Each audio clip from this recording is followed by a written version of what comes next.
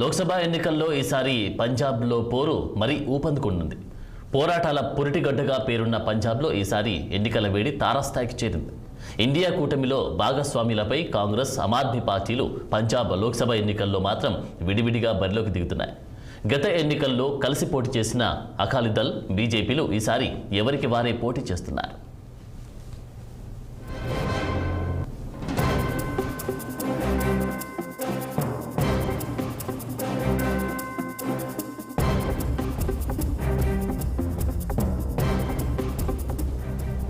రైతుల ఆందోళన పుణ్యమా అని అకాలీదళ్ బీజేపీకి దూరమైనట్లు తెలుస్తోంది. గత ఎన్నికల్లో మొత్తం 13 స్థానాల్లో పోటీ చేసిన కాంగ్రెస్ పార్టీ 8 సీట్లను గెలుచుకుంది. ఎన్డీఏ కూటమిలో భాగంగా అకాలీదళ్ 10, బీజేపీ 3 స్థానాల్లో పోటీ చేయగా చెరో 2 స్థానాల్లో సరిపెట్టుకుంది. ఈసారి ఎవరి అదృష్టాన్ని వారే పరీక్షించుకునేందుకు నిర్ణయంతో అన్ని పార్టీలు ఒంటరి పోరుకు దిగాయి. ఢిల్లీతో జతకట్టిన ఆమ్ ఆద్మీ పార్టీ, కాంగ్రెస్ పార్టీలు పంజాబ్లో విడివిడిగా పోటీ చేయడం విశేషం.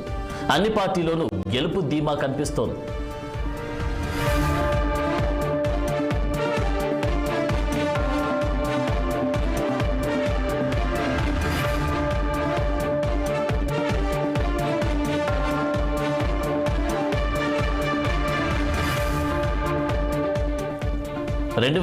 తర్వాత పంజాబ్లో రాజకీయాలు మారిపోయాయి. కేంద్రంలో నరేంద్ర మోదీ తీసుకున్న నిర్ణయాల ప్రకారం పంజాబ్లో అన్ని పార్టీలపై ప్రభావం పడింది. ఇక వ్యవసాయ చట్టాలపై మోదీ తీసుకున్న నిర్ణయం పంజాబ్లో రైతుల ఉద్యమానికి దారి తీయడమే కాకుండా దీని ప్రభావం దేశవ్యాప్తంగా కొంతమేర పడింది.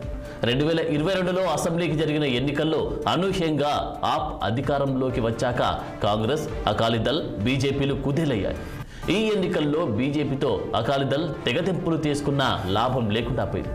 సుర్జిత్ సింగ్, బర్నాల ప్రకాశ్ సింగ్ బాదల్ లాంటి దిగ్గజాలు సారథ్యం వహించిన పార్టీ ఇప్పుడు పంజాబ్లో ఎదురెత్తుంది. ఇక బీజేపీ విషయానికి వస్తే రైతుల ఆందోళనతో బీజేపీకి ఎన్నికల విషమ పరీక్షగా మారాయని చెప్పొచ్చు. అయినా బీజేపీ మోదీ ఫ్యాక్టర్ని నమ్ముకొని ముందుకు సాగుతుంది.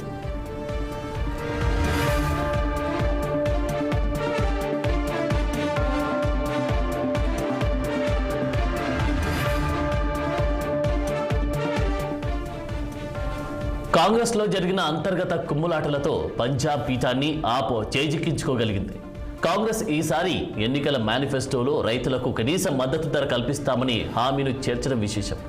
అధిక ధరలు, నిరుద్యోగం మొదలైన అంశాలు బీజేపీకి ప్రతికూల అంశాలుగా మారనున్నాయని కాంగ్రెస్ విశ్వాసం.